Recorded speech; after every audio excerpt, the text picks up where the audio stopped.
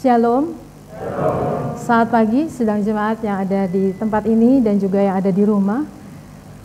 Pagi hari ini adalah kasih karunia Tuhan ketika kita masih dikaruniakan untuk duduk diam di altar Tuhan, untuk mengenang dan memperingati kematian karya terbesar yang sudah dilakukan oleh Tuhan kita Yesus Kristus. Satu anugerah yang luar biasa. Kita akan bersatu dulu sejenak sambil singer akan mengangkat lagu Amazing Grace. Mari kita merenungkan akan kasih Tuhan yang sudah mau mati untuk kita sekalian.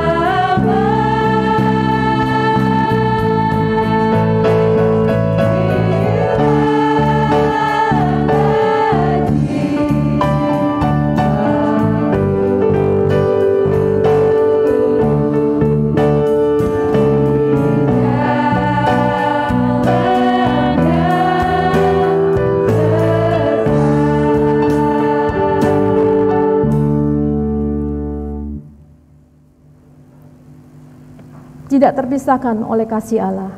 Itu adalah tema dalam ibadah Jumat Agung pada hari ini. Kasih Allah yang memeluk kita erat ketika diri kita dalam kepahitan, ketika diri kita di dalam pergumulan. Kasih-Nya tidak pernah meninggalkan kita. Kasih-Nya yang mau merelakan anaknya yang tunggal untuk mati.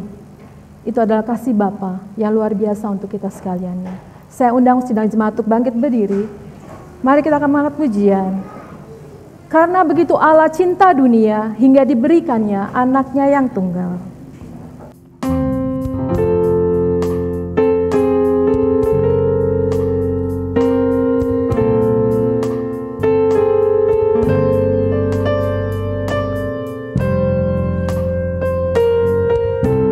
Kita angkat pujian ini dengan rasa syukur karena Allah Bapa begitu mengasihi kita dan merelakan anaknya yang tunggal untuk kita. Begitu Allah cinta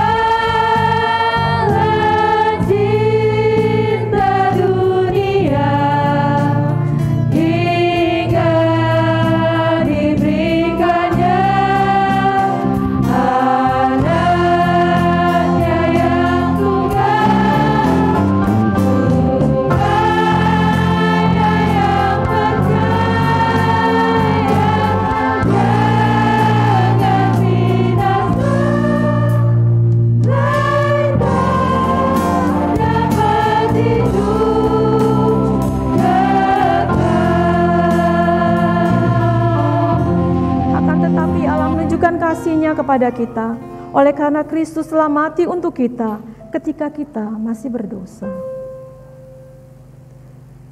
Pertolongan di dalam ibadah Jumat Agung pada hari ini, Jumat 15 April 2002, datangnya dari pihak Tuhan yang menciptakan langit dan bumi, dan yang tidak pernah meninggalkan ciptaan tangannya. Turunlah atas kita sekalian anugerah dan sejahtera dari Allah Bapa, Allah Putra, dan Allah Roh Kudus. Amin. Sidang jemaat, saya persilakan duduk, baik yang di tempat ini maupun yang ada di rumah. Hari ini kita akan terus mengangkat pujian sebelum kita mempersiapkan nats pembimbing yang menjadi dasar dalam ibadah Jumat Agung pada hari ini. Nats pembimbing terambil dari Yesaya 31 ayat 4-5. Namun sebelumnya kita akan mengangkat pujian 188. Ada satu yang sudah serahkan diri.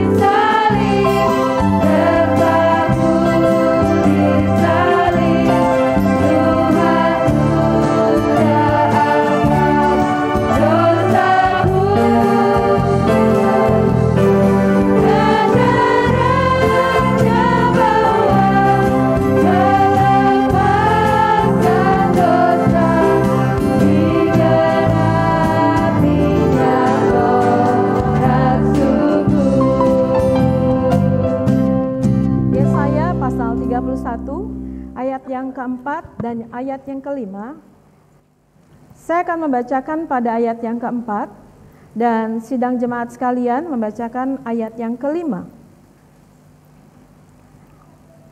Yesaya pasal 31 bisa lihat langsung di layar di depan ataupun di layar handphone atau televisi bagi Bapak Ibu yang ada di rumah.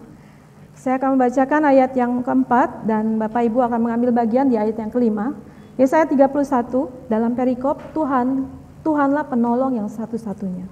Ayat yang keempat, sebab beginilah firman Tuhan kepadaku, seperti seekor singa atau singa muda mengeram untuk mempertahankan mangsanya, dan tidak terkejut mendengar teriakan seluruh pasukan gembala yang dikerahkan melawan dia, dan tidak mengalah terhadap keributan mereka. Demikianlah Tuhan semesta alam akan turun berperang untuk mempertahankan gunung Sion dan bukitnya.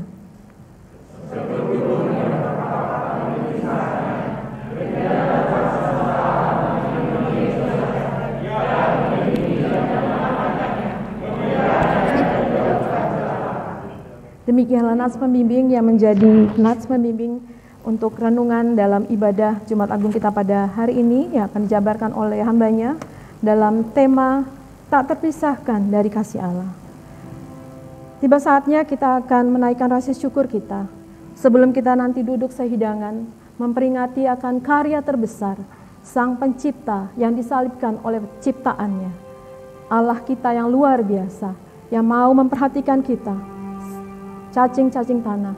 Dan hari ini, hanya karena kasih-Nya, Dia mau memeluk kita. Dan kita akan menaikkan syukur kita ke hadapan Allah yang begitu luar biasa atas pengorbanannya bagi kita sekaliannya.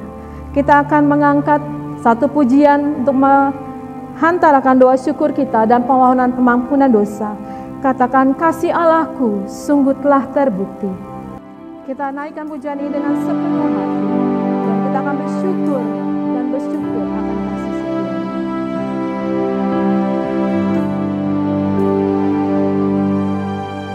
Kasih Allahku sungguh telah terbukti. Ketika Dia serahkan anaknya. Kasih Allah memperkosa bagi dan aku. Tak ada kasih seperti kasih Allahku. Kasih Allahku sungguh telah terbukti. Ketika Dia serahkan anaknya. Kasih Allah memperkosa bagi dan aku. Tak ada kasih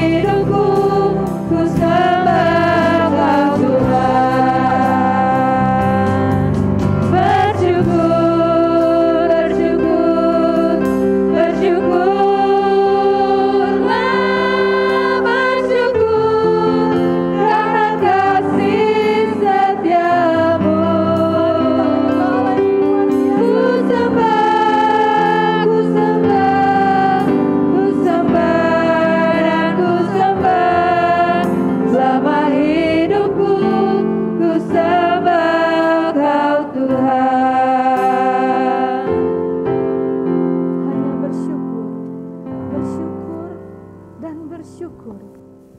Itu yang patut kita lakukan hari ini. Karena siapakah kita?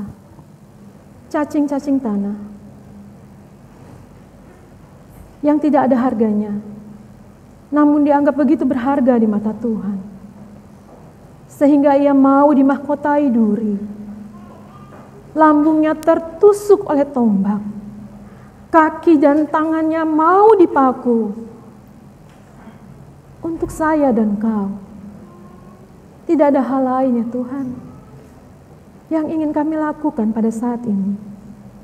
Di momen yang begitu berharga, Tuhan masih mengizinkan kami untuk duduk diam, memperingati akan karya Tuhan, mengingat kembali bahwa kami hanyalah sebutir debu. Namun Tuhan boleh pilih untuk membangun satu kerajaan Tuhan yang luar biasa di tengah dunia ini. Terima kasih Tuhan. Pengorbanan-Mu begitu luar biasa. Tidak dapat kami katakan. Bahkan di tengah-tengah problema bangsa dan seluruh dunia, ketika penyakit yang melanda, tak seorang pun tidak mengalami, tidak merasakan, semua merasakan akan efeknya. Namun kami bersyukur Tuhan, Engkau memeluk kami erat. Engkau menjaga kami, bahkan Engkau terus menyelamatkan dan memperhatikan kami. Terima kasih ya Bapa. Dan hanya itu rasa syukur yang ingin kami haturkan kepada Tuhan yang sudah mau mati untuk kami. Namun Tuhan, sekali ulang, sebelum kami duduk sehidangan dengan Tuhan dan memakan akan tubuh yang dicabik-cabikan, bahkan darah yang mau tercurah untuk kami, ampuni akan segala dosa kami Bapa. Ketika mulut kami lebih banyak mengeluh daripada mengucapkan syukur, ketika kami sering kali marah, bahkan protes, bahkan apapun yang kami lakukan mengecewakan akan hati Tuhan, hati saudara-saudara kami, hati orang-orang yang dekat dengan kami, keluarga kami, bahkan Tuhan, kami tidak mencerminkan akan kasih Tuhan. Pelita kami semakin redup, bahkan mungkin mati. Tuhan ampuni kami, sehingga Tuhan, kami boleh dilayakkan sekali lagi untuk datang dan memperingati akan kasih Tuhan yang sudah mau mati untuk kami. Ini doa kami Tuhan, biarlah darah Kristus yang sudah tercurah 2000 tahun yang lalu terus mengingatkan akan hati dan pikiran kami, itu sudah membersihkan kami, mengangkat kami dan menyucikan kami dan memberikan kami kehidupan yang kekal. Terima kasih Bapa. Ini doa syukur kami yang kami haturkan kepada Allah yang begitu luar biasa, Tuhan Yesus Kristus. Kami menaikkan doa kami kepada Allah Bapa di surga yang mengasihi kami dengan begitu luar biasa. Di dalam nama Tuhan Yesus kami bersyukur dan berdoa. Haleluya. Amin. Kita akan membuka akan kitab Nubuatan pada pagi hari ini. Terambil dari kitab Yesaya pasal 53. Yesaya 53, kita akan bacanya ayat yang pertama sampai ayat yang ke-7. Saya mempersilahkan kaum wanita membaca ayat yang pertama dan kaum pria membaca ayat yang genap. Dan kita akan membaca bersama-sama di ayat yang ke-7. Yesaya 53 ayat pertama sampai yang ke-7. Dimulai dari kaum wanita dan kaum pria akan membaca ayat yang genap bergantian, dan ayat yang ke-7 kita akan baca bersama-sama. Perikopnya, Tuhan menyelamatkan Sion. Dimulai dari wanita 3, 4. Siapakah yang percaya kepada berita yang kami dengar, dan kepada siapakah tangan kudus Tuhan dinyatakan? Sebagai tahu dia tumbuh di hadapan Tuhan, dan sebagai tunas dari tanah kering, dia tidak tampan dan separahnya pun tidak ada, sehingga kita memandang dia, dan roh pun tidak, sehingga kita menginginkannya. 3. Ia dihina dan dihindari orang, seorang yang penuh kesengsaraan dan yang biasa menderita kesakitan. Ia sangat dihina sehingga orang menutup mukanya terhadap dia, dan bagi kita pun dia tidak masuk hitungan. Tetapi sesungguhnya penyakit kita yang ditanggungnya dan kesengsaraan kita yang dipikulnya, padahal kita mengira dia kena Tuhan, dipikul dan ditindas Allah. Tetapi dia tertikam oleh karena pemberontakan kita, dia diremukkan oleh karena kejahatan kita, ganjaran yang mendatangkan keselamatan bagi kita ditimpakan kepadanya, dan oleh bilu-bilunya kita menjadi sembuh. Kita sebagai sesat seperti domba, masing-masing kita mengambil jalannya sendiri, tetapi Tuhan telah melakukan kepadanya kejahatan kepada sekalian. Yang ke-7 bersama-sama. Dia dianiaya, tetapi dia membiarkan diri ditindas dan tidak membuka mulutnya, seperti anak domba yang dibawa ke pembantaian, seperti induk domba yang keluh di depan orang-orang yang menggunting bulunya. Ia tidak membuka mulutnya. Demikianlah nubuatan Nabi Yesaya tentang karya penyelamatan yang kita hari ini kita peringati. Untuk menyambutnya kita akan mengangkat pujian di atas gunung jauh, nama Yesus 194. Kita akan mengangkat pujian ini ayat 1, 2, dan ayat yang ketiga nanti kita akan bangkit berdiri. Pada satu bukit jauh dari sini.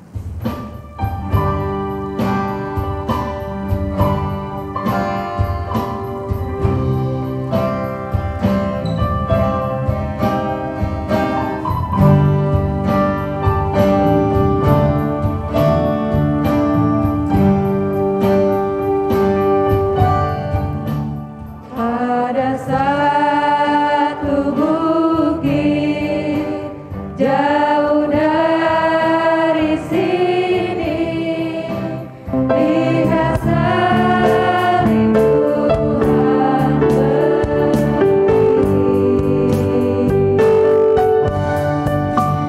Sotong kayu kasar, tanda dosa besar, di sana Tuhan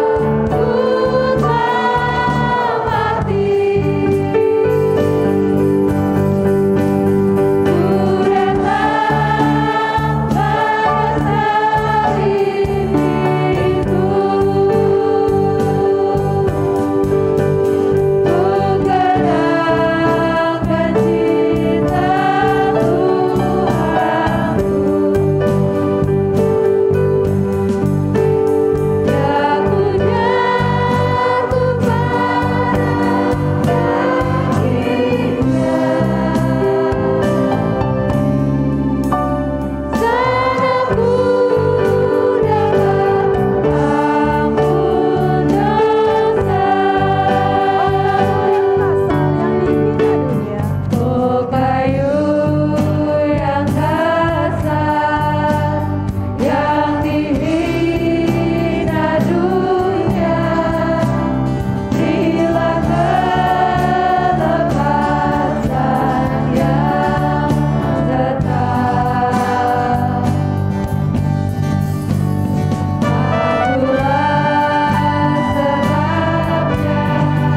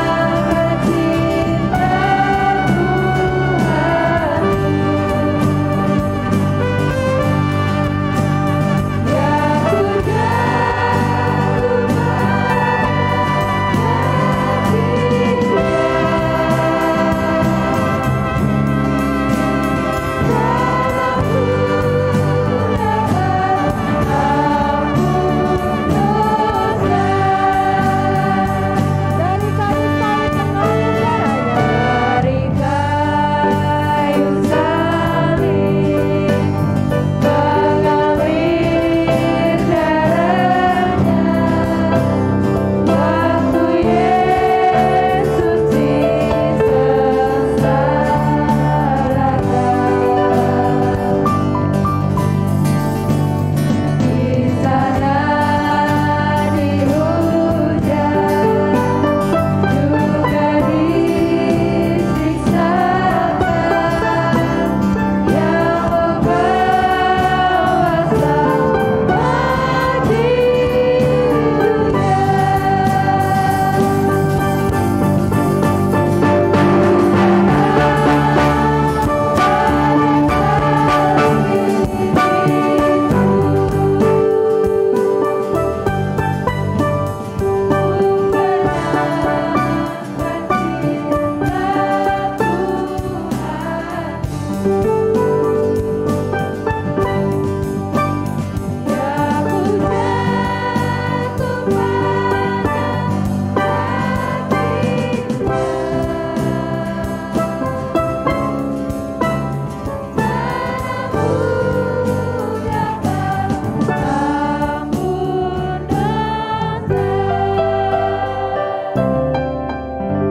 Bersama gereja Tuhan di segala tempat dan zaman, biarlah masing-masing kita berkata, Aku percaya pada Allah, Bapa yang Maha Kuasa, Khalik langit dan bumi, dan kepada Yesus Kristus Anak yang tunggal Tuhan kita, yang dikandung daripada Roh Kudus, lahir dari anak darah Maria, yang menderita sengsara di bawah pemerintahan Pontius Pilatus, disalibkan, mati dan dikuburkan, turun ke dalam kerajaan maut, pada hari yang ketiga bangkit dari antara orang mati, naik ke surga, duduk di sebelah kanan Allah Bapa yang Maha Kuasa, dan akan datang dari sana untuk menghakimi orang yang hidup dan yang mati.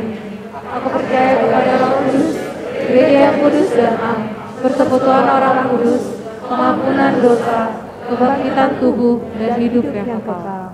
Amin. Sidang jemaat, saya persilakan duduk kembali. Kita akan mempersiapkan hati kita untuk kita dilawat oleh firman-Nya. Karena hanya Dialah tempat jawaban dari segala permasalahan kehidupan kita. Kita akan mengaku pujian, Kau telah buktikan cintamu padaku.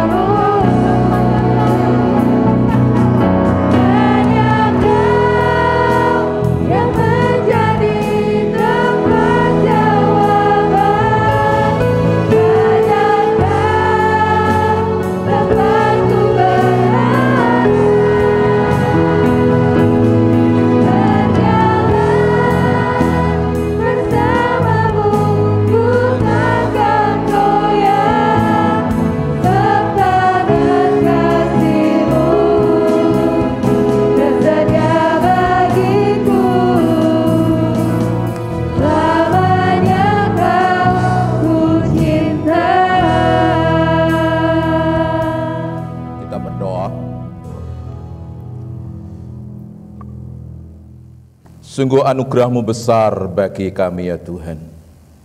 Karena kepada kami Engkau berkenan menganugerahkan hidup serta penyataan kasih yang begitu besar, yaitu pengorbanan-Mu di kayu salib untuk menebus dosa-dosa kami. Melaluinya kami diberi kepastian akhir hidup kami adalah keselamatan kekal di dalam Tuhan.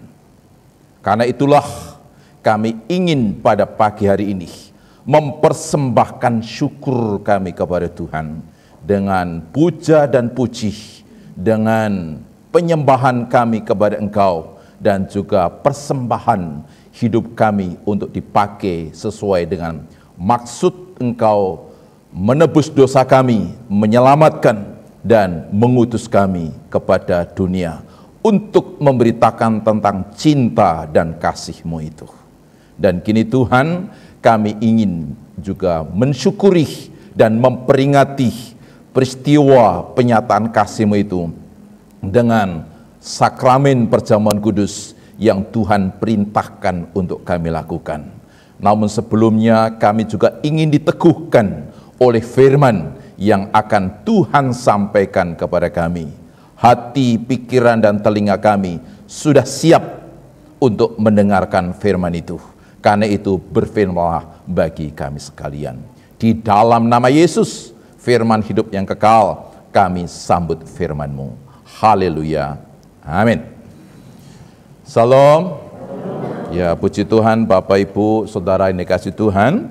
Hari ini adalah hari yang cukup istimewa bagi kita orang-orang percaya, dan bersama dengan seluruh orang percaya, hari ini kita berbakti dan bersyukur memperingati atau mengenang tentang kasih-Nya Tuhan atas kehidupan kita dalam kematiannya di kayu salib untuk dosa-dosa kita sekalian. Renungan firman Tuhan pada pagi hari ini yaitu tak terpisahkan dari kasih Allah. Tema ini adalah tema yang diberikan oleh Persekutuan Gereja-Gereja atau PGI yang akan direnungkan bersama-sama di hari-hari ini. Hari tentang kematian dan juga kebangkitan Tuhan Yesus Kristus yang menjadi dasar pengharapan iman kita di dalam Tuhan. Adapun dasar renungan kita terambil dari Roma pasal yang ke-8 ayat 38 sampai 39. Roma 8, 38 sampai 39. Kita akan membaca secara bersama-sama dua ayat firman Tuhan yang menjadi dasar renungan kita pada pagi hari ini. Roma 8, 38 sampai 39. Satu, ya. Sebab aku yakin bahwa baik maut maupun hidup, baik malaikat-malaikat maupun pemerintah-pemerintah, baik yang ada sekarang maupun yang akan datang, atau kuasa-kuasa, baik yang di atas maupun yang di bawah, ataupun sesuatu makhluk lain, tidak akan dapat memisahkan kita dari kasih Allah yang ada dalam Kristus Yesus Tuhan kita. Dalam pembacaan firman Tuhan pagi hari ini, bahwa Rasul Paulus memberitahukan tentang kekuatan-kekuatan yang mengancam untuk memisahkan kita dari kasih Allah. Ada beberapa yang disebutkan dan di sana berpasangan, ada maut maupun hidup, malaikat-malaikat maupun pemerintah-pemerintah. Pemerintah-pemerintah ini maksud adalah pemerintah dan kuasa-kuasa udara, yaitu si jahat iblis. Malaikat-malaikat atau si jahat yang sekarang maupun yang datang, kuasa yang di atas maupun yang di bawah. Nah, Bapak Ibu yang kasih Tuhan, dari semua kekuatan yang mengancam kita untuk memisahkan kita dari Allah, ya, ternyata kasih dari Allah yang dinyatakan di dalam Yesus Kristus jauh lebih besar, jauh lebih kuat, sehingga kekuatan-kekuatan itu tidak akan mampu membawa kita terpisah dari Allah. Kekuatan yang pertama disebutkan di sana yaitu maut, ya. Maut atau hukuman kekal. Ketika seseorang masuk di dalam alam maut, kehidupan kekal, penderitaan kekal maksud saya, ya, maka dia tidak akan pernah bisa keluar dari tempat itu. Itu artinya bahwa orang yang ada di dalam alam maut, dia akan selama-lamanya di sana dan terpisah dengan Allah untuk selama-lamanya. Bapak yang kasih Tuhan, siapa yang akan ada di alam maut itu? Yaitu mereka yang berdosa. Firman Tuhan katakan, upah dosa adalah maut. Ya. Siapapun orang berdosa, dia akan mengalami maut itu, yaitu keterpisahan dirinya dengan Allah untuk selama-lamanya disertai dengan penderitaan kekal.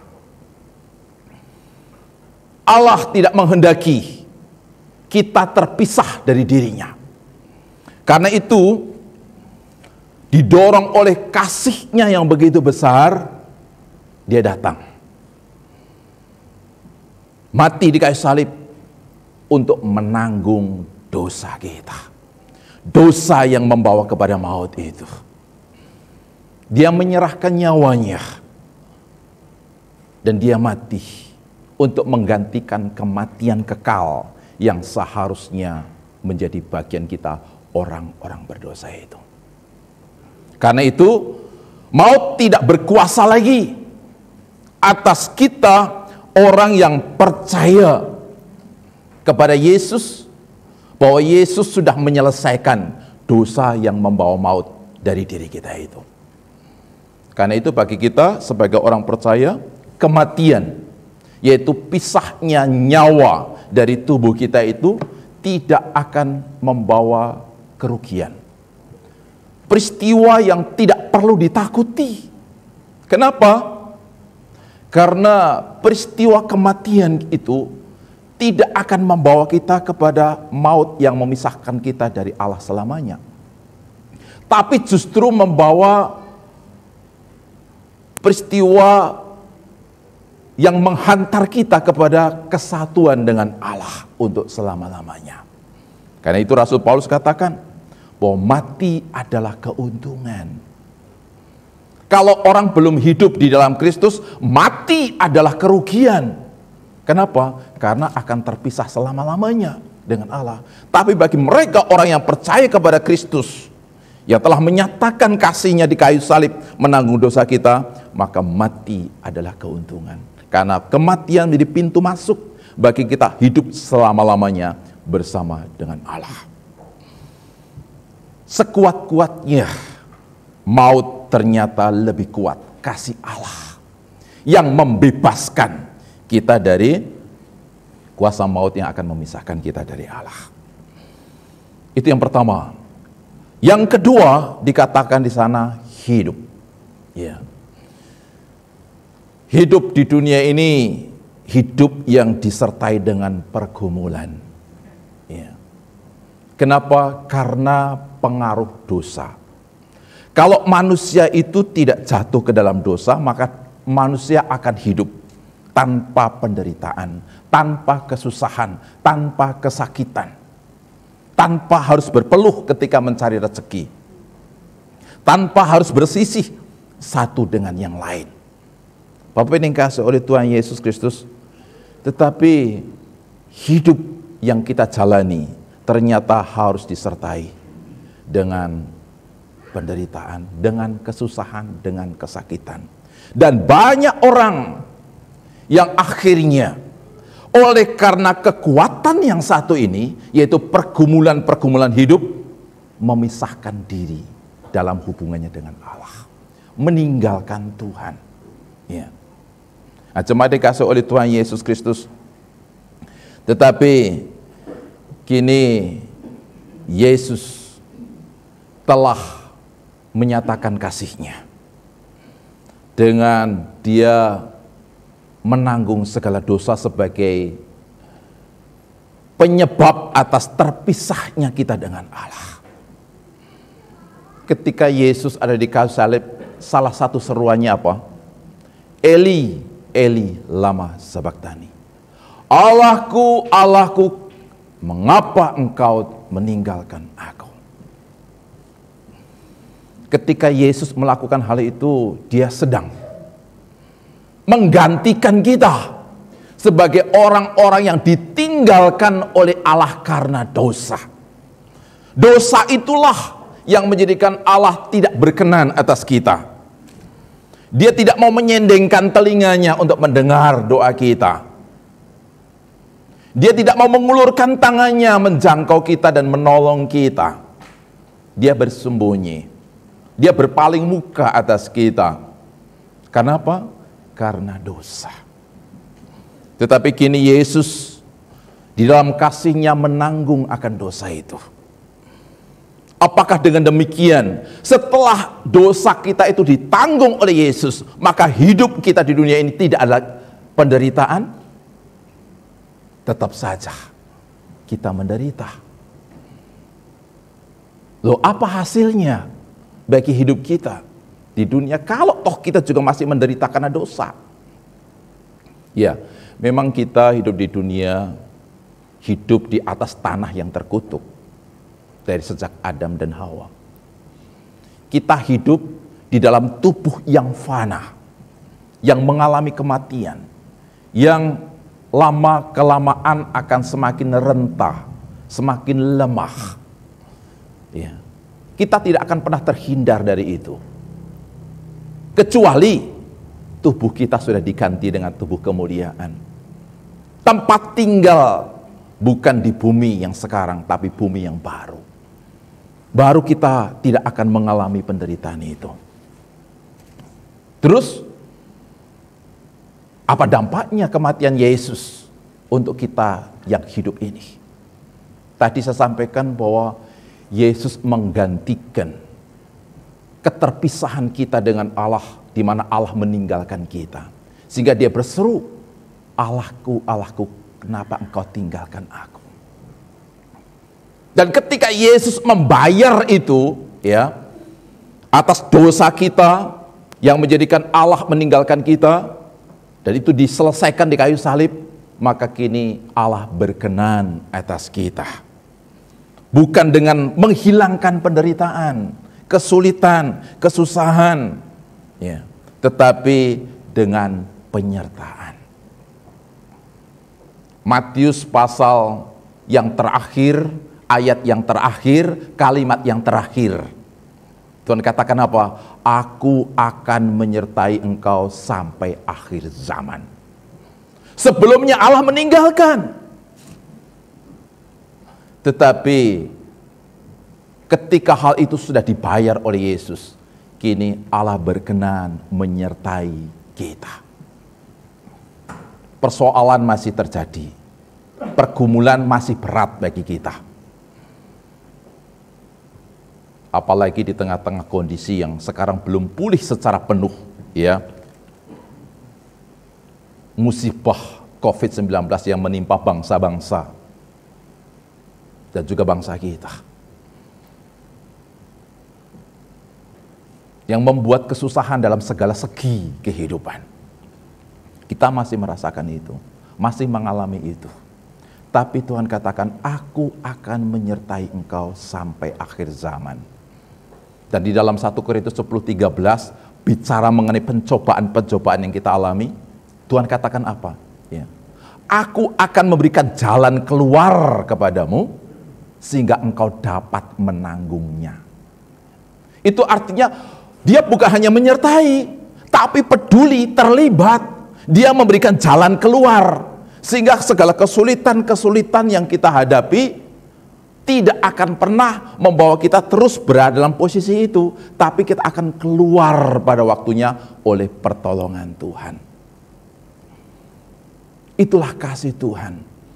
Dia tidak akan membiarkan pergumulan persoalan memisahkan kita dari Allah. Sebaliknya, persoalan-persoalan yang kita alami itu menjadi sarana Tuhan menyatakan kasih-Nya kepada kita. Karena itu Bapak Ibu dikasihi oleh Tuhan, apapun pergumulan kita, apapun persoalan kita, mari kita ingat, ya, bahwa Tuhan tidak akan meninggalkan kita. Ibrani 13 ayat 5, sekali-kali aku tidak akan meninggalkan kamu. Kata sekali-sekali itu sedetik pun dia tidak akan meninggalkan kita. Kenapa? Karena posisi ditinggalkan itu sudah ditanggung oleh Yesus di kayu salib. Itulah kasih-Nya yang tidak ingin membiarkan kita terpisah dari Dia oleh karena persoalan hidup yang terjadi di tengah hidup kita. Yang ketiga, kekuatan yang memiliki kemampuan memisahkan kita dari Allah, yaitu pemerintah-pemerintah. Tadi saya sudah sampaikan bahwa pemerintah-pemerintah ini maksud adalah pemerintah-pemerintah dan kuasa-kuasa di udara, si jahat. Maut akan memisahkan kita. Pergumulan akan memisahkan kita dari Allah. Yang ketiga, iblis juga akan berusaha memisahkan kita dari Allah. Apa yang dikerjakan iblis? Ya, yang pertama, dia akan membuat kita hidup di dalam dosa. Setelah kita hidup di dalam dosa, maka apa? Kita buka dan baca bersama. Wahyu pasal 12 ayat yang ke-10. Ya. Di slide juga mungkin ada. Ya. Wahyu pasal yang ke-12 ayat yang ke-10. Dikatakan di dalam ayat itu.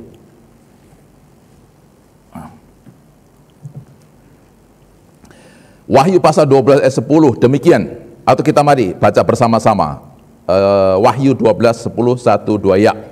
Dan aku mendengar suara yang nyaring dari surga berkata, sekarang telah tiba keselamatan dan kuasa dan pemerintahan Allah kita dan kekuasaan Dia yang diurapinya, karena telah dilemparkan ke bawah pendakwa-pendakwa saudara kita yang mendakwa mereka siang dan malam kepada hadapan Allah kita. Ya.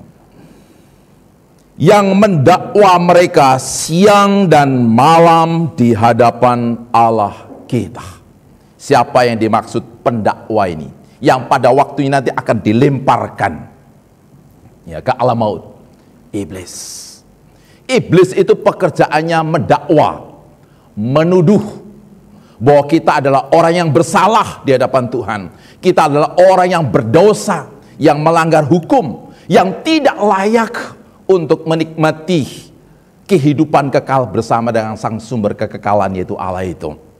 Ya. Jadi kalau diperagakan seperti ini Bapak Ibu, ya, di sana ada kita, di depan kita ada sang hakim, yaitu Allah.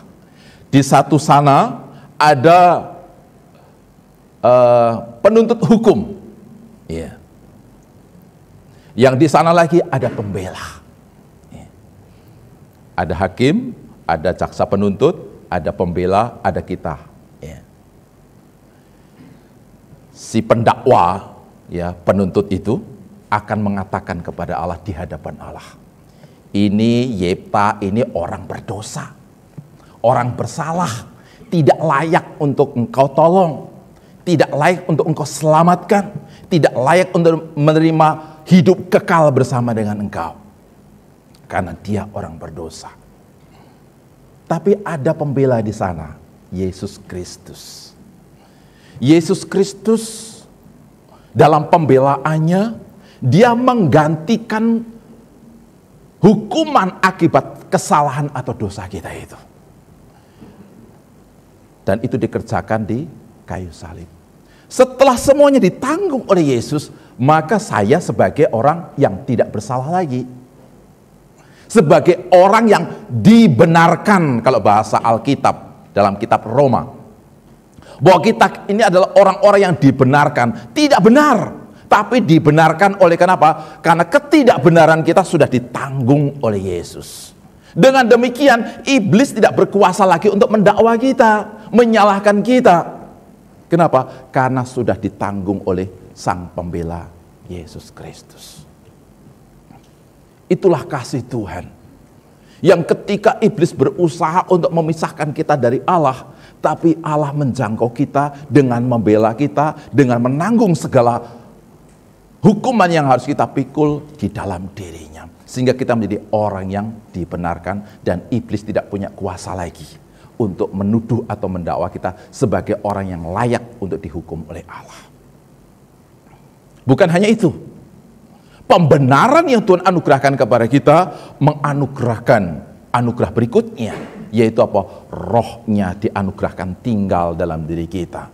Dan firman Allah katakan, roh yang ada pada kita lebih besar dari roh yang ada di dunia ini.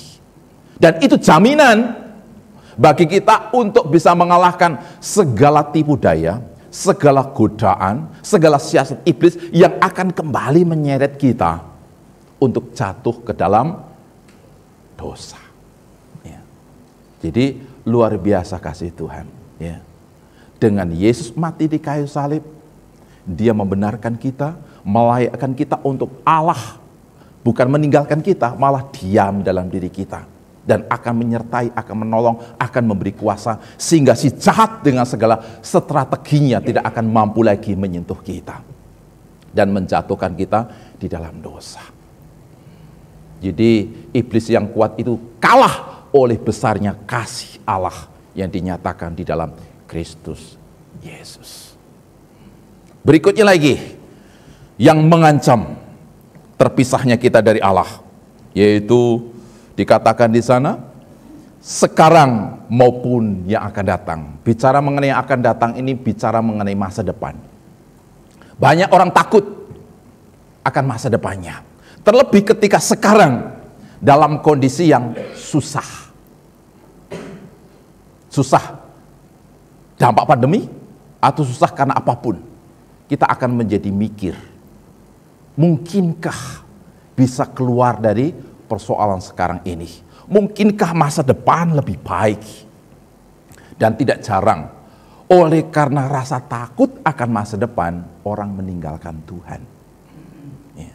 Demi apa? Mendapatkan jaminan-jaminan di dunia ini. Tetapi Bapak Ibu yang dikasihi oleh Tuhan, ternyata firman Tuhan katakan sesuai dengan Paulus sampaikan, persoalan masa depan, persoalan yang akan datang, ya, tidak perlu dikhawatirkan oleh karena kasih Allah bukan hanya dinyatakan pada waktu kita hidup dan masih berdosa, tapi firman Tuhan katakan dalam Mazmur 100 ayat 5, Mazmur 100 ayat yang kelima. Kita baca bersama-sama, 1, 2 ya. Sebab Tuhan itu baik, kasih setianya untuk selama-lamanya, dan kesetiaannya tetap temurun-temurun. Luar biasa. Tuhan itu baik, dan kasih setianya bukan hanya dinyatakan di waktu sekarang, tetapi sampai selama-lamanya, turun-temurun. Kasih Tuhan tidak sama dengan kasih kita. Kasih kita mudah berubah. Ketika ada kekecewaan, ketika ada sakit hati, ketika ada kerugian kita alami, kasih kita akan menjadi berubah. Banyak orang kehilangan kasih mula-mula kepada sesamanya, bahkan kepada orang terdekat sekalipun, kepada orang tua, kepada saudara, akan berubah. Beberapa waktu lalu ya, di minggu yang lalu ya, Ibu Gembala sampaikan ada seorang anak yang berubah kasihnya kepada orang tuanya. Sebelum dia menikah, begitu mengasihi orang tuanya, mengasihi saudaranya, perhatian begitu mendalam. Tapi setelah menikah, ibunya diperlakukan seperti pembantu. Dan ini terjadi bukan hanya di dalam satu keluarga yang diceritakan oleh Ibu Gembala itu. Banyak sekali saya mendengar tentang keluhan-keluhan orang tua yang dimana anaknya berubah kasih. Dulu begitu perhatian, ya, tapi sekarang tidak. Dulu begitu peduli sama adiknya, tapi sekarang tidak. Itulah kasih kita, begitu mudah untuk berubah. Tetapi kasih Tuhan selama-lamanya, turun-temurun. Ini luar biasa. Ya, dan itu jaminan bagi kita. Ya, nggak perlu harus takut akan masa depan oleh pengaruh apa yang kita alami hari ini. Tuhan hari ini mengasihi, besok mengasihi, minggu depan mengasihi, tahun yang akan datang juga mengasihi, selama-lamanya Dia akan menyatakan kasih-Nya, bahkan sampai kita masuk dalam kehidupan kekal bersama dengan Dia. Kenapa hal itu terjadi? Ya karena besarnya kasih Dia atas kita yang tidak menginginkan segala sesuatu memisahkan kita daripadanya. Yang terakhir di ayat itu yaitu apa? Kuasa yang di atas dan di bawah. Di atas di bawah ini bicara mengenai ruang. Ya, mengenai ruang. Ada ruang yang tak terjangkau oleh manusia. Dan acap kali ketika kita dalam ruang itu, ya, kita bisa menjadi terpisah karena takut akan kita celaka, takut kita menghadapi berbahaya lebih besar lagi. Bapak Ibu yang dikasihi oleh Tuhan, memang ada tempat-tempat tertentu bagi kita yang tidak bisa kita jangkau. Saya ingat itu tahun 96 ada yang namanya Edi Tansil. Ya, kita semua mungkin masih ingat.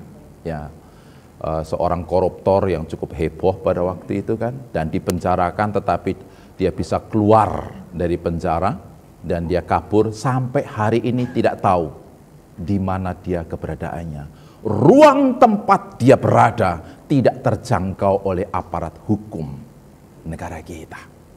Itulah ruang yang tak terjangkau. Kadang-kadang kita pun ada dalam ruang tertentu yang sepertinya saudara, teman, keluarga, dan orang-orang terkait tidak bisa menjangkau kita. Yaitu ketika kita dalam ruang kesulitan, ruang kesusahan, ruang penderitaan. Kita berharap saat itu mereka bisa menjangkau kita, tapi kemampuan mereka juga terbatas untuk kita. Tapi apa kata firman Tuhan dalam Mazmur 139, 8-10?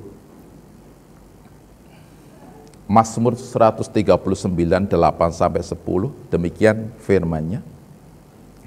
Jika aku mendaki ke langit, Engkau di sana.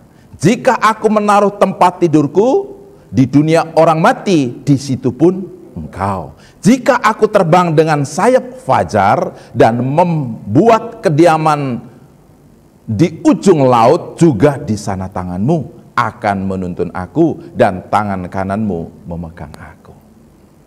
Allah ada di dalam segala ruang, di segala tempat. Dia ada di ruang atas, dia ada dalam ruang bawah, dia adalah ruang ujung laut, ya.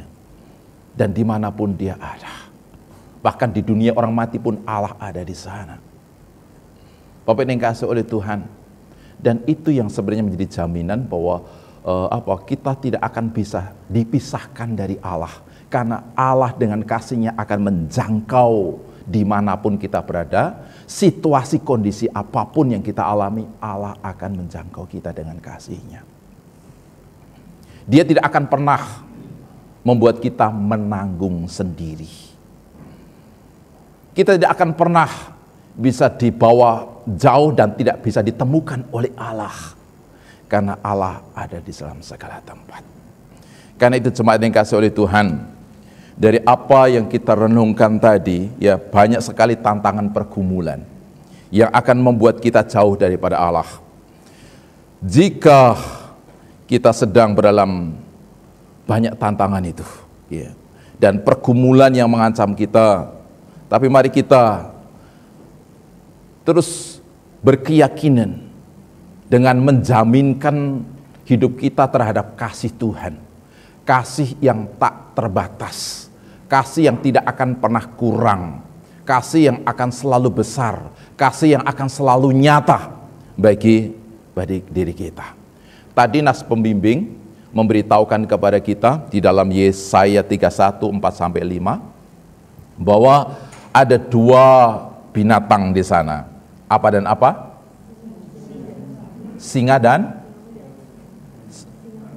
singa muda, dan satu lagi burung, ya. Singa muda, jadi 3 ya, gitu ya.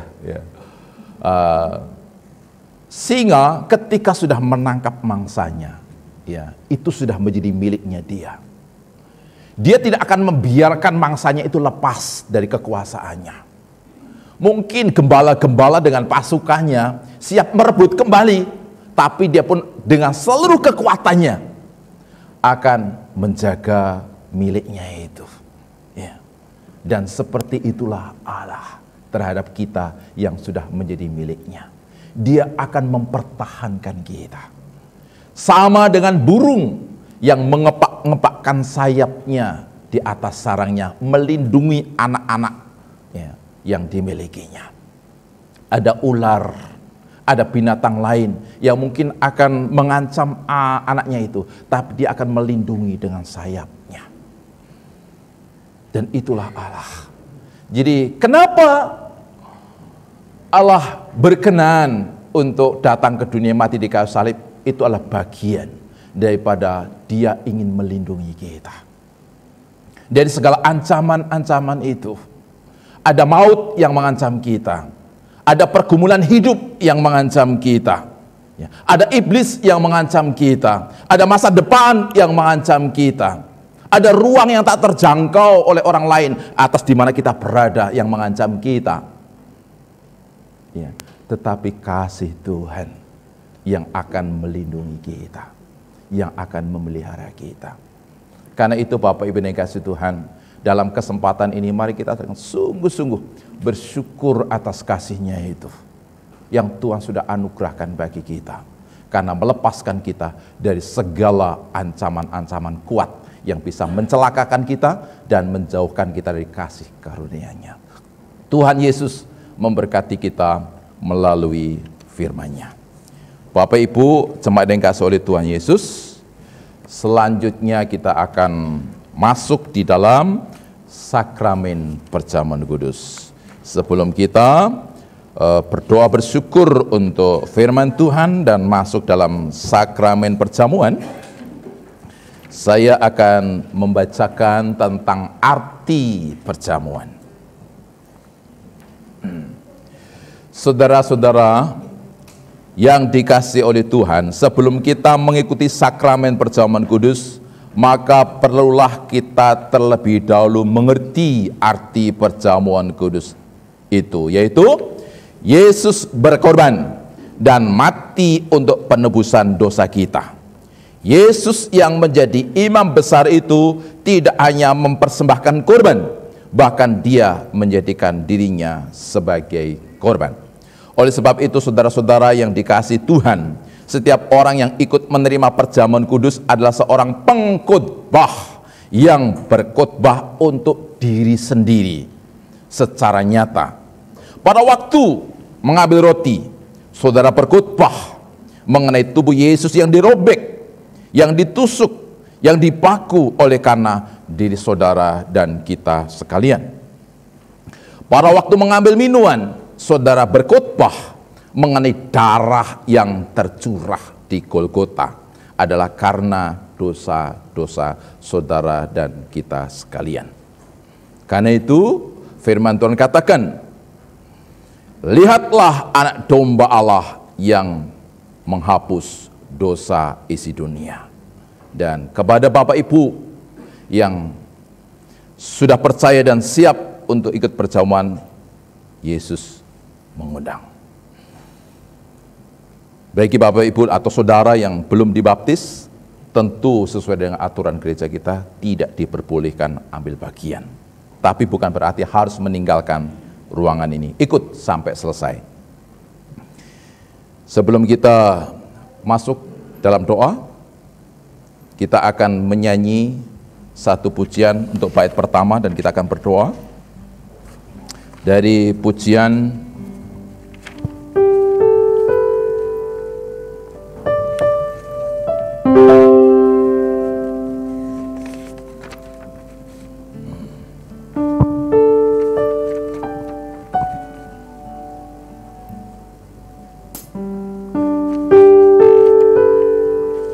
Yesus hantarkan daku ke salibmu.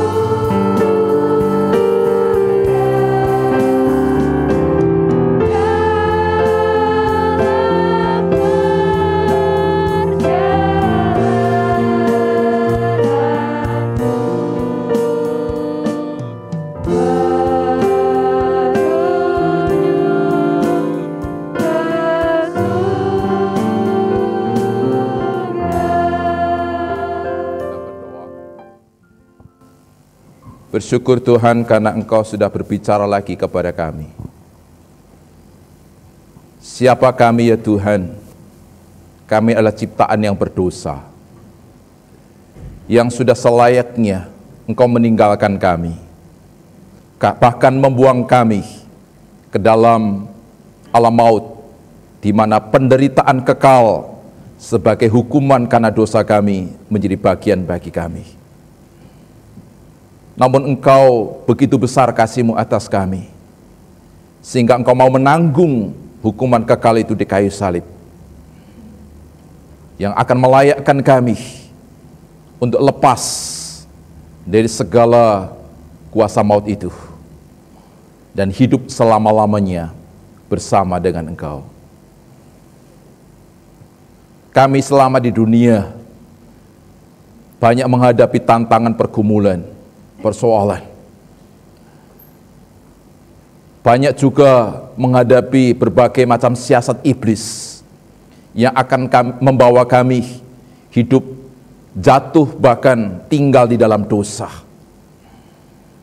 Namun kami bersyukur karena kasih-Mu bagi kami telah menjadikan kami sebagai orang-orang yang dibenarkan oleh pengorbanan-Mu, menanggung akan ketidakbenaran yang ada pada kami di hadapan Engkau, sehingga iblis pun tidak bisa mendakwa akan kami.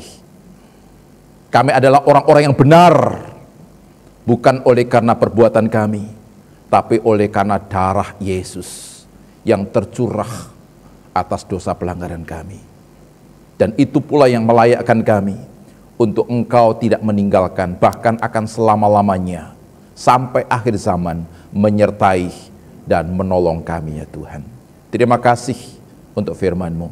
Dan kini ya Tuhan, kami ingin masuk di dalam peringatan akan penyataan kasih-Mu itu dengan sakramen perjamuan kudus. Saat kami mengambil roti, kami berkhotbah kepada diri kami bahwa tubuh-Mu tercabik dan darah-Mu tercurah untuk dosa-dosa kami. Dan kami menjadi orang yang hidup dalam kepastian terhadap pengharapan kami kepada Engkau, bahwa pengharapan kami tidak sia-sia, tetapi akan menjadi kepastian karena Tuhan berkenan atas kami. Kami tidak akan takut akan hari-hari ini, akan hari-hari yang akan datang, dengan segala apapun yang akan terjadi dalam diri kami, karena kasih-Mu tidak pernah akan meninggalkan kami. Terima kasih, terpuji nama-Mu. Ampuni akan dosa kami, dosa kepada saudara kami, kepada orang tua kami, kepada anak kami, kepada teman-teman kami, kepada tetangga-tetangga kami, yang tanpa sadar kami lakukan oleh pengaruh kedagingan dan pekerjaan iblis yang menjerat kami untuk melakukan hal itu. Kami yakin bahwa firman-Mu akan tergenapi. Siapa mengaku dosa, Engkau setia dan adil, akan mengampuni segala dosa itu, dan akan melayakkan kami untuk bersekutu pribadi bersama dengan Engkau lewat sakramen perjamuan kudus ini. Terima kasih Tuhan untuk anugerah pengampunan-Mu dan kelayakan yang Tuhan juga berikan atas kami untuk menikmati persekutuan dalam perjamuan kudus. Ini syukur kami dalam nama-Mu Yesus. Haleluya. Amin. Sementara majelis jemaat mempersiapkan perangkat sakramen perjamuan kudus, kita akan menyanyi bait yang kedua dan ketiga.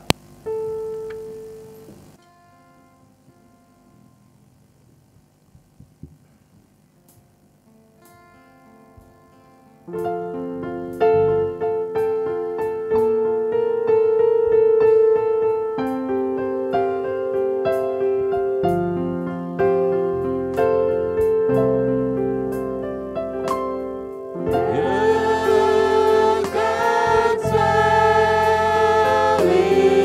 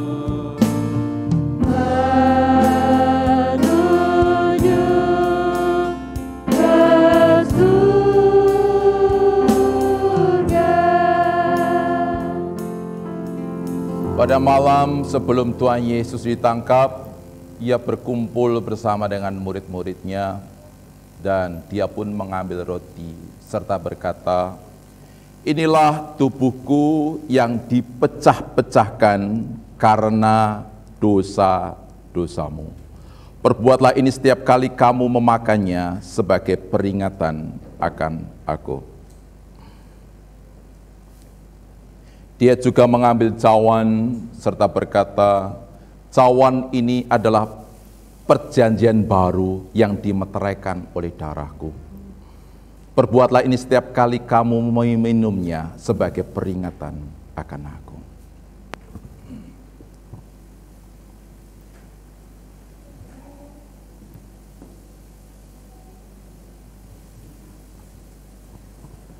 Saya undang kepada jemaat bangkit berdiri. Salibmu, salibmu, kita pujikan sambil dipersiapkan untuk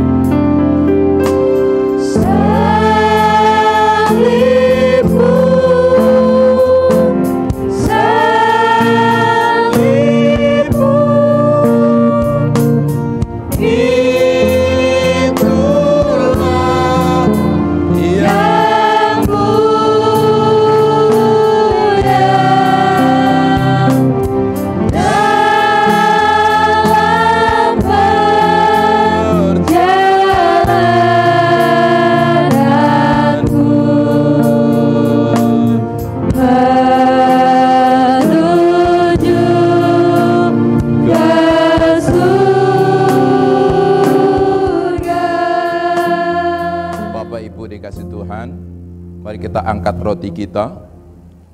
Yesus datang ke dunia bukan untuk kepentingan diri, bukan untuk membangun kejayaan dirinya, tapi dia datang untuk menghancurkan seluruh tubuhnya di kayu salib demi menggantikan kehancuran tubuh kita dalam penderitaan kekal.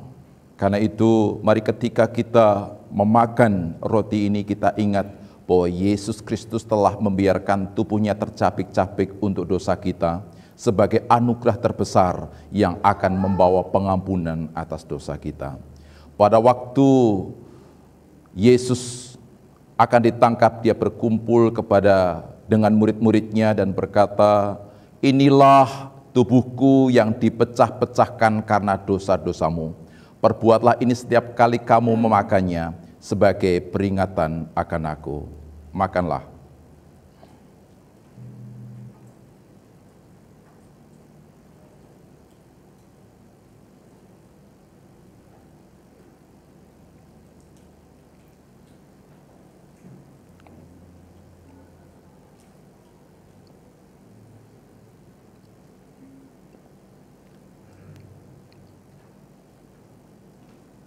Firman Tuhan berkata, tanpa pencurahan darah tidak ada pengampunan. Darah yang tercurah oleh korban-korban yang dipersembahkan, itulah yang membawa pengampunan dan perkenanan bagi setiap orang yang menghampiri Allah. Tetapi Yesus datang bukan membawa korban. Dia sebagai imam mempersembahkan dirinya sebagai korban yang menghapus dosa-dosa kita. Dia mencurahkan darahnya untuk pengampunan dosa kita dan melayakkan kita untuk menikmati kehidupan kekal bersamanya. Ia juga mengambil cawan dan berkata, "Cawan ini adalah perjanjian baru yang dimeteraikan oleh darahku. Perbuatlah ini setiap kali kamu meminumnya sebagai peringatan akan aku." Minumlah.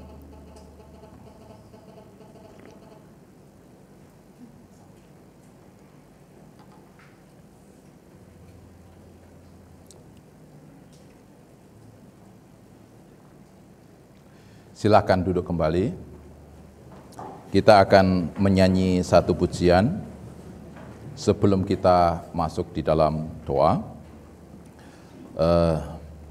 Dan sementara majelis yang bertugas juga membereskan segala sesuatunya. terlalu besar.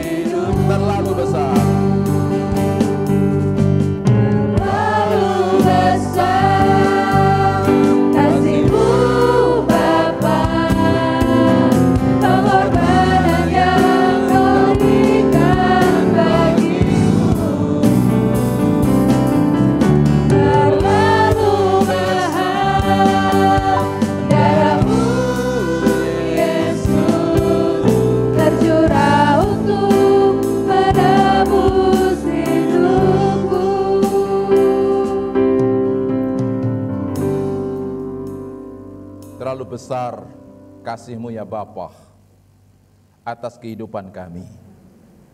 Kami orang-orang yang tidak layak untuk dikasihi, tetapi kasih-Mu menjangkau ketidaklayakan kami. Terima kasih, kasih-Mu memberi jaminan bagi kami ketika kami hidup di dunia ini, bahkan ketika kami berpengharapan akan kehidupan kekal yang menjadi bagian kami ya Tuhan. Bersyukur karena Tuhan mengasihi kami. Kami tidak akan menjadi lemah, kami tidak akan menjadi mundur, kami tidak akan menjadi kendor, kami tidak akan menjadi takut terhadap apapun yang saat ini terjadi atas hidup kami. Ketika saat ini kami menghadapi pergumulan ekonomi, pergumulan kesehatan, pergumulan karir, pergumulan rumah tangga, dan berbagai macam pergumulan yang ada, kami tidak akan menjadi lemah, karena Tuhan tidak akan sekali-kali membiarkan kami menanggung sendiri. Dengan kasih-Mu, Tuhan akan menolong kami, dan Engkau akan membawa keluar dari pergumulan itu, sehingga kami dapat menanggungnya. Terima kasih Tuhan, Engkaulah dengan kasih-Mu jaminan bagi hidup kami.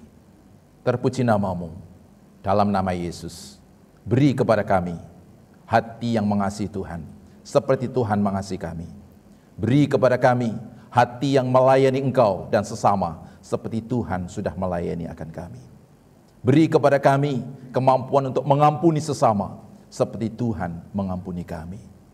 Beri kepada kami kasih yang besar, seperti Tuhan dengan kasih-Mu telah mengasihi akan kami. Ini syukur kami atas anugerah perjamuan yang boleh kami nikmati pada saat ini ya Tuhan. Ada firman yang secara pribadi juga Tuhan anugerahkan kepada kami. Biarlah Tuhan berbicara melalui firman itu, lembutkan hati kami, tuntun kami untuk kami dapat menjadi pelaku akan firman yang kami terima melalui roti hidup, yaitu firman yang membawa kami kepada perkenanan Allah, untuk Allah terus bekerja menyatakan kebaikan bagi hidup kami. Segala pujian, hormat, kemuliaan hanya bagi-Mu dalam nama Yesus. Haleluya. Amin. Kita akan memberikan persembahan syukur kepada Tuhan, dan setelah itu kita akan masuk syafaat. Kembali kita akan pujikan pujian ini, ya, terlalu besar.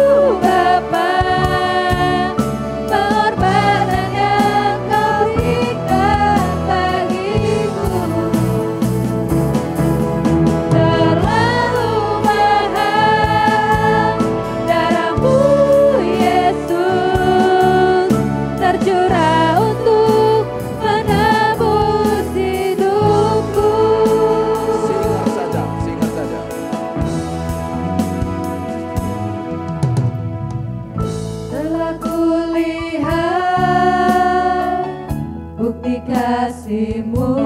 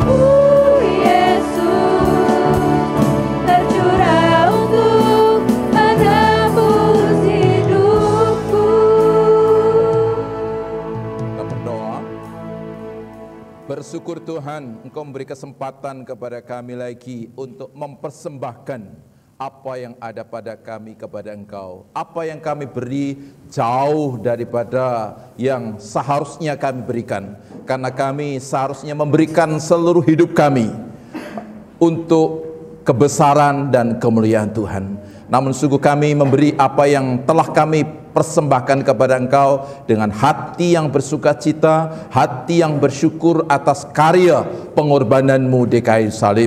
Dan kami ingin menyempurnakan itu semua Bapa dengan mempersembahkan seluruh langkah dan aspek kehidupan kami bagi kebesaran dan kemuliaan Tuhan. Dan Bapa di surga, kini kami bersama berdoa untuk seluruh pekerjaan Tuhan, dimanapun Injil tentang kasih Tuhan, tentang kebenaran di dalam Kristus, tentang keselamatan yang Tuhan sediakan atas kami orang berdosa diberitakan, baik yang ada di kota Jakarta, di Pulau Jawa, yang ada di Indonesia, di benua Asia, bahkan sampai ke ujung bumi, diberkati oleh Tuhan, sehingga banyak orang yang akan memiliki kehidupan yang pasti akan kehidupan kekalnya oleh iman di dalam Yesus Kristus. Ialah satu-satunya jalan untuk memperoleh itu semua ya Bapa. Terima kasih hamba-hamba Tuhan, orang-orang percaya yang terus memberi diri dipakai sebagai saksi Tuhan lewat segala pelayanan dan kesaksiannya tentang karya Kristus pun diberkati, sehingga hari ke hari banyak orang hatinya berbalik kepada Tuhan dan percaya kepadamu. Dan kami berdoa untuk keberadaan jemaat Tuhan yang saat ini pun secara khusus masih bergumul dengan kondisi pemulihan atas kesehatannya, baik untuk Ibu Rosa Sumokil, baik untuk Bapak Agus Mahakina, baik untuk Bapak Markus Subagio, baik anak kami Azriel, dan mungkin kau dapati juga ada jemaat-Mu yang sedang sakit. Lawat akan mereka Tuhan. Kami yakin kasih Tuhan akan menjangkau mereka, kuasa-Mu akan dianugerahkan kepada mereka, kepenggenapan akan firman-Mu juga akan dinyatakan kepada mereka, bahwa mereka akan dibawa keluar dari pergumulan itu dalam kemenangan bersama dengan Tuhan yang menyertai dan menolong mereka. Dan bagi kami jemaat-Mu yang bergumul dengan pekerjaannya, yang belum mendapatkan pekerjaan, dalam nama Yesus Tuhan buka jalan sehingga setiap jemaat-Mu dapat memiliki pekerjaan yang menjadi tempat untuk menyalurkan segala potensi yang ada pada mereka bagi keberkatan sesamanya, maupun juga tempat untuk mereka menikmati curahan berkat Tuhan. Dan bagi mereka jemaat-Mu yang bergumul dengan situasi kondisi pekerjaan yang sulit, usaha yang berat, kami mohon kehadiran Tuhan, mohon penyertaan Tuhan, mohon pertolongan-Mu, sehingga sungguh-sungguh jemaat-Mu terus kuat menghadapi akan segala pergumulan-pergumulan pekerjaan itu. Dan kami berdoa untuk mereka jemaat-Mu yang sekarang sedang menjauh hatinya daripada Tuhan. Tuhan, Engkau tidak menginginkan seorang pun jauh daripada Tuhan. Karena itu kiranya Roh Kudus, sumber keinsafan akan dosa itu, bila bekerja atas mereka, sehingga setiap jemaat-Mu rindu bersekutu dengan Tuhan, haus akan firman Tuhan, tunduk dan taat serta setia kepada Engkau, sebagaimana Engkau taat, sebagaimana Engkau taat sampai mati, mengorbankan diri-Mu untuk kasih-Nya atas kami semua ya Bapa. Dan terima kasih kiranya Tuhan terus memeliharakan seluruh jemaat-Mu seperti burung yang mengepakkan sayapnya untuk melindungi anak-anaknya. Seperti itulah yang akan Tuhan anugerahkan kepada kami sekalian. Terima kasih Bapa, terpuji nama-Mu. Berdoa supaya Tuhan juga memberkati bangsa ini dengan segala keberadaannya ya Tuhan. Engkau yang akan sungguh memimpin, menyertai, menolong, juga memberkati pemimpin kami, Presiden bersama dengan seluruh wakil dan juga menteri yang menjadi pembantunya dalam memerintah bangsa ini, bahkan semua aparat pemerintah di bawahnya, tingkat gubernur sampai RW dan RT, diberi hikmat, diberi hati bijaksana, dipakai mereka untuk membawa kebaikan bagi pemulihan ekonomi bangsa negara kami ini pasca melandainya COVID-19 yang terjadi atas bangsa ini. Terima kasih Bapa, terpuji nama-Mu. Inilah syukur syafaat kami alaskan di dalam nama Yesus yang telah menyatakan kasih-Nya, dan kasih-Nya itu yang menjadi pengharapan bagi kami dalam kami menaikkan segala permohonan kepadamu ya Tuhan. Dalam nama-Mu Yesus kami berdoa. Haleluya. Amin. Tuhan memberkati kita sekalian.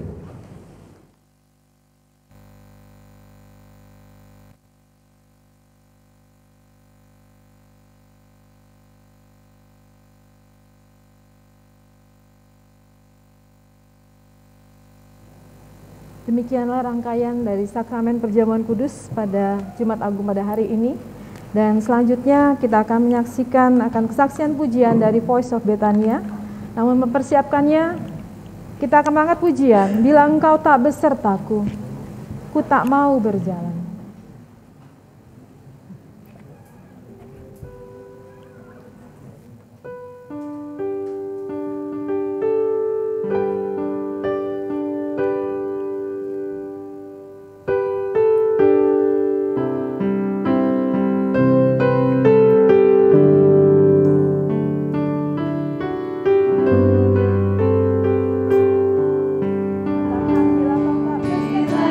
Engkau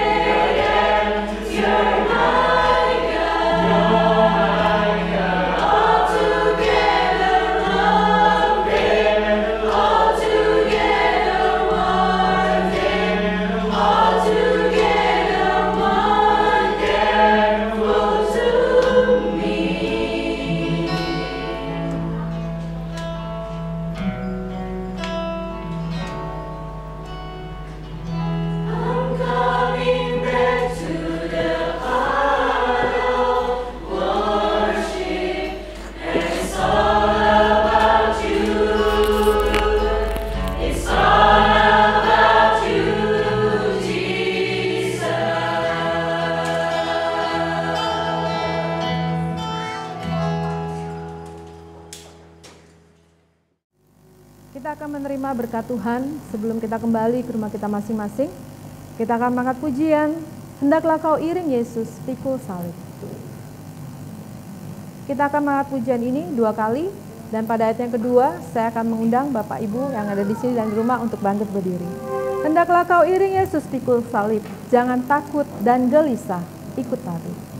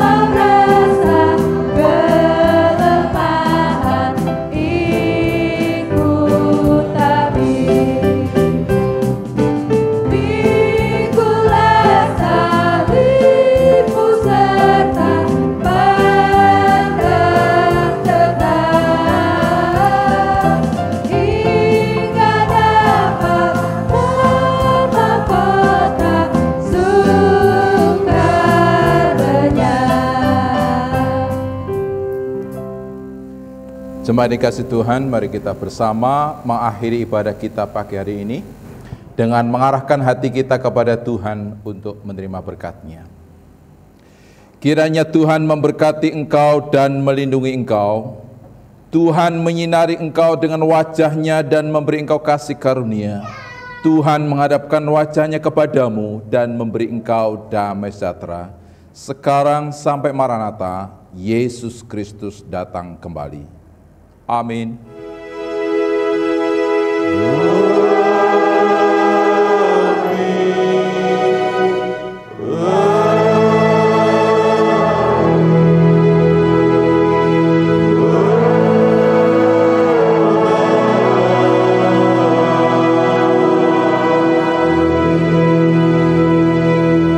Amin. Silakan duduk kembali.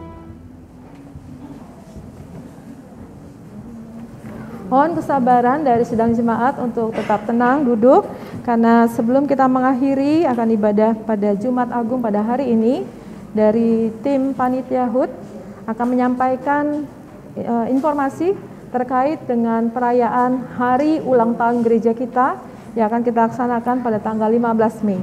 Kepada Panitia dalam hal ini, Bapak Daud Ariwibowo, saya undang untuk ke depan dan memberikan akan kejelasan dari lomba-lomba yang akan diutarakan. Mohon kesabarannya. Terima kasih. Silakan Pak Daud.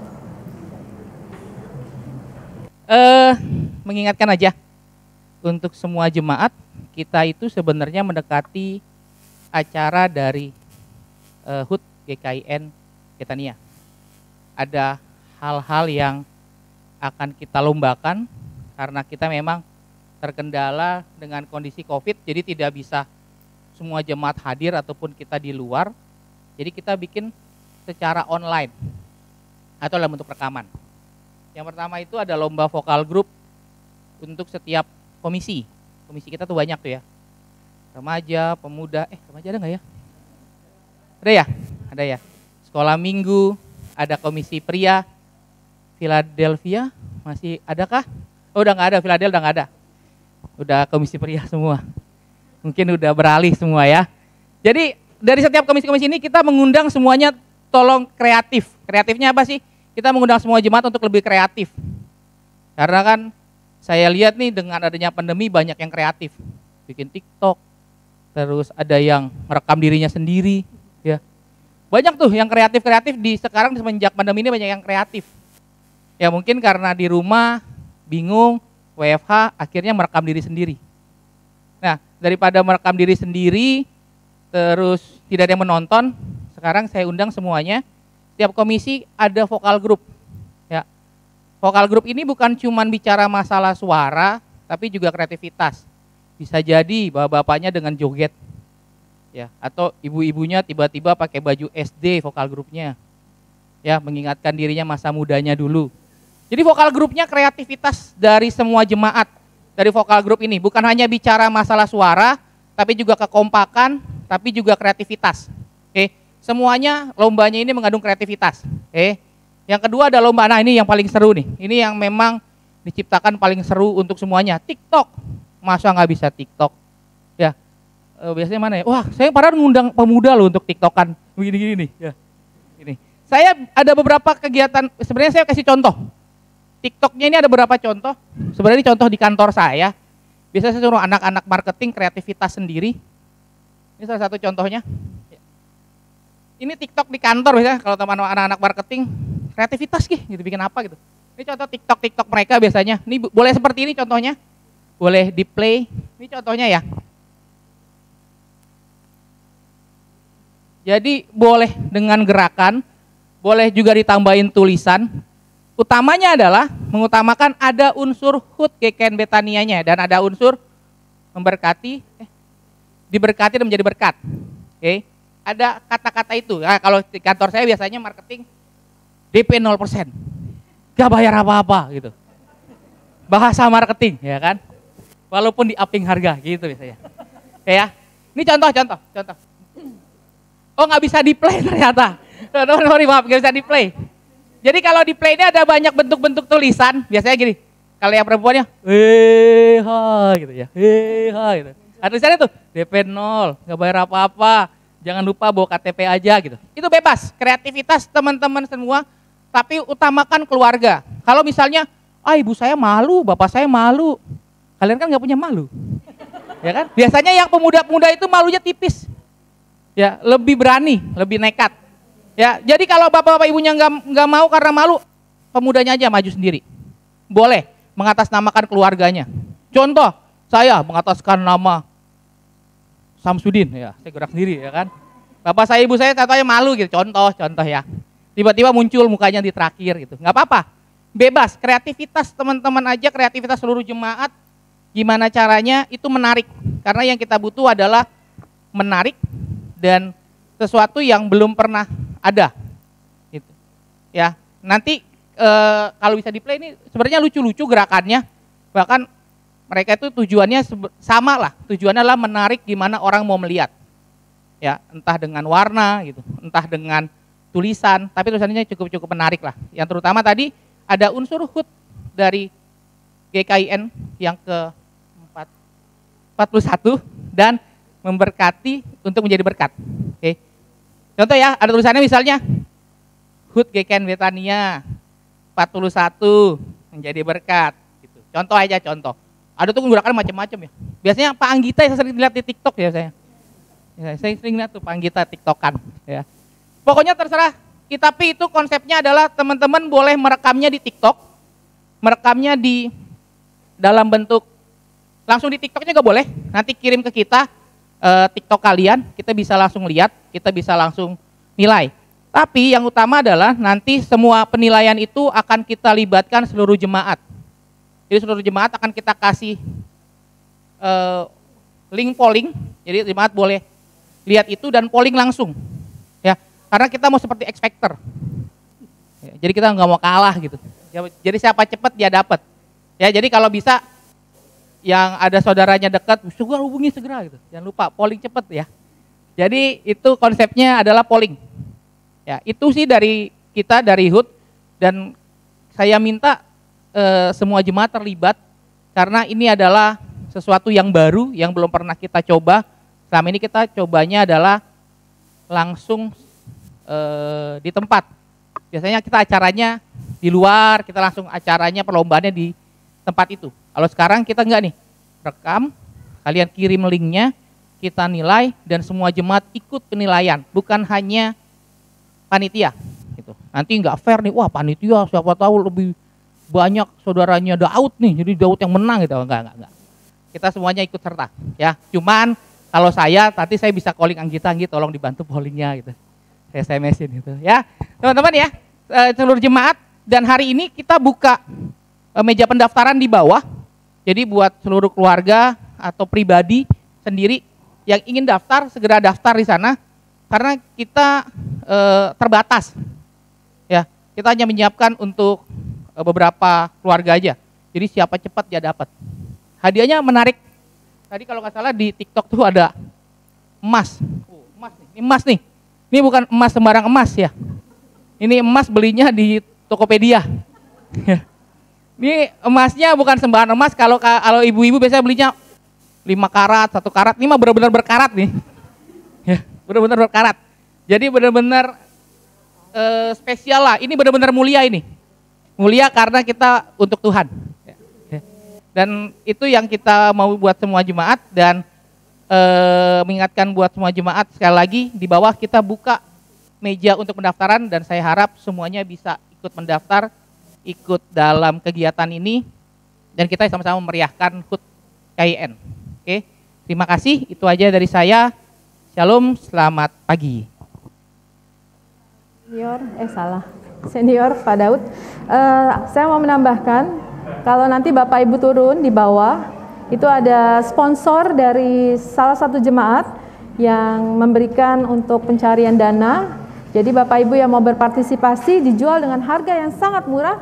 Sepasang sepatu hanya bernilai 25.000. Tapi dipastikan kanan dan kiri, bukan kiri semua atau kanan semua.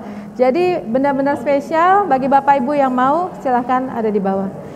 Kita akan kembali ke rumah kita masing-masing, dan biarlah kita masing-masing mau menjadi berkat di tengah-tengah kehidupan kita dengan firman yang sudah diberikan pada pagi hari ini. Kita akan menutup akan ibadah Jumat Agung dengan mengangkat pujian. Bila engkau tidak besertaku, ku tak mau berjalan. Kita ulangi pujian ini 2 kali lagi. Saya undang Bapak Ibu untuk bangkit.